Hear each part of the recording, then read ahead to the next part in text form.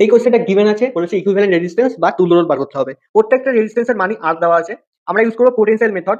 যে দুটো পয়েন্ট দেওয়া থাকবে এ আর বি, যে কোনো একটা পয়েন্টকে পোটেনশিয়াল ভি আর একটা পোটেনশিয়াল ধরে নাও 0।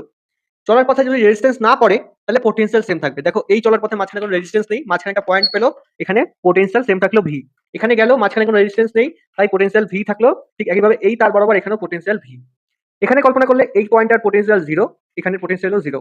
মাঝখানে একটা কমন পয়েন্ট আছে যেখানে রোধগুলো এসে মিশেছে, সেটার নাম দিলাম এক্স। কি কি পয়েন্ট আছে? ভি, এক্স আর 0। খেয়াল রাখতে হবে এই দুটো এ আর বি, তাহলে এ আর বি দুটো দুপাশে লিখবো, মাঝখানে যে কমন পয়েন্ট সেটা মাঝখানে লিখবো।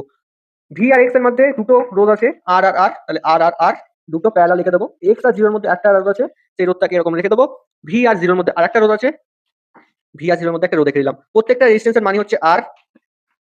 এই দুটো প্যারালালে আছে, তার সাথে এটা সিরিজে, টোটালটার সাথে এটা প্যারালাল আছে। তোমরা একটা কমেন্ট করে জানাবে এটা অ্যান্সার কি হবে। আচ্ছা, এরকমই শর্টকাট ট্রিকের জন্য আমাদের চ্যানেলটাকে ফলো করতে পারো। ফিজিক্স